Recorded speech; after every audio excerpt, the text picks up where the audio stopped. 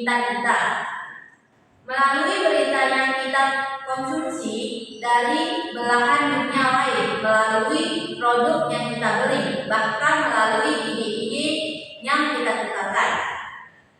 Di tahun 2025 ini, globalisasi bukan lagi sekedar teori.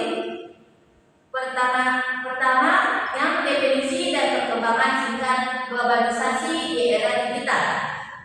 Namun, globalisasi di tahun 2025 ini memiliki karakteristik unik jika dulu globalisasi didorong oleh penemuan seperti kapal laut dan telepon.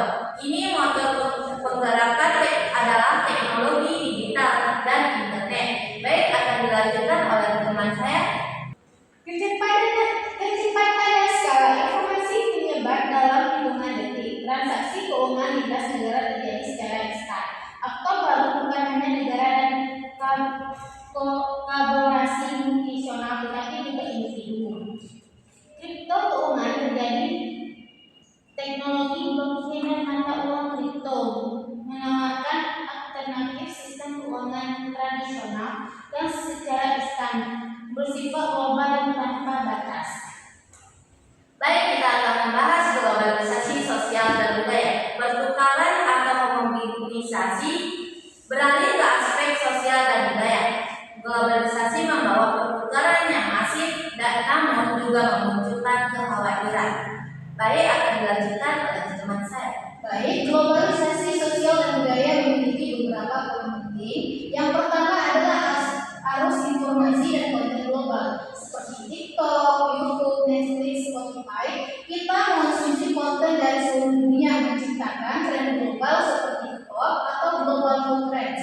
Yang kedua adalah dampak pada identitas lokal. Kekhawatiran akan hilangnya identitas budaya lokal akibat dominasi budaya barat atau budaya populer tertentu.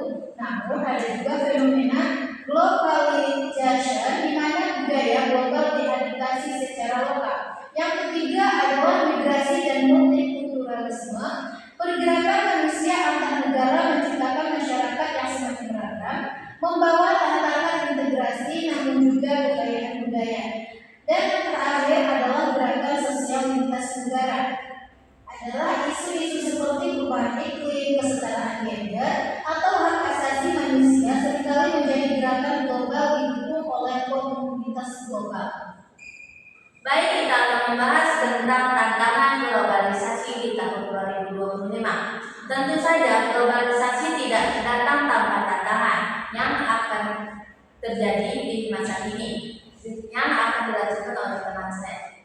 Adapun poin-poin tantangan globalisasi adalah kesenjangan digital, akses terhadap internet dan teknologi masih belum merata, memperlebar jurang antara yang terkoneksi dan tidak terkoneksi.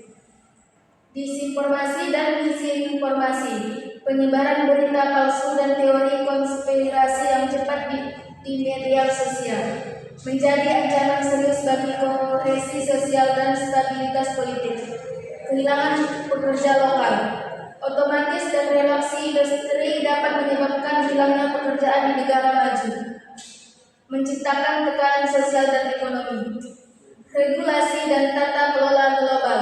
Bagaimana kita mengatur perusahaan teknologi raksasa yang berkolerasi lintas batas? Bagaimana kita mengatasi kejahatan siber global? Ini adalah pertanyaan besar yang belum terjawab sepenuhnya. Sentimen anti globalisasi munculnya kembali, nasionalisme dan proteksionisme sebagai reaksi terhadap dampak negatif globalisasi. Baik, kita akan membahas tentang peluang dan masa depan globalisasi. Meskipun tantangannya besar, globalisasi juga menawarkan peluang yang luar biasa yang akan dibahas oleh rekan saya. Baik, kolaborasi global, masalah global, perubahan iklim, pandemi, kemiskinan, dan masalah-masalah ini membutuhkan solusi global. Dan globalisasi memfasilitasi kolaborasi antar negara.